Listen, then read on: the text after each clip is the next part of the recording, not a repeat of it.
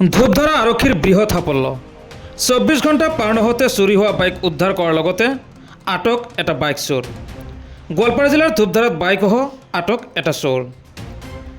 গোৱালপাৰা জিলাৰ ধূপধাৰা আৰক্ষী থানাৰ অন্তৰ্গত মাৰায়ামপুৰ ইকো পাৰ্কত যোৱা 14 ডিচেম্বৰত আছিল এক বিশাল মাছ মৰা প্ৰতিযোগিতা।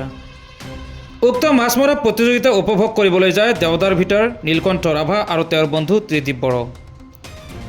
দুয়ো প্ৰতিযোগিতা উপভোগ কৰিবলৈ লৈ যায় নিজৰ ইয়ামাহা R15 বাহনখন।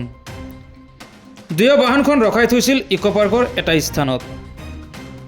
প্ৰতিযোগিতা উপভোগ কৰি দুয়ো ঘৰলৈ ঘূৰি আহিব বুলি বাহনখন ৰখাই থোৱা স্থানলৈ যায় যদিও সেই স্থানত বাহনখন নেদেখি হতভম্ব হৈ পৰে আৰু লগে লগে বাইকৰ গৰাকীয়ে ধূপধাৰা আৰক্ষী থানাত এখন এজাহাৰ দাখিল কৰে।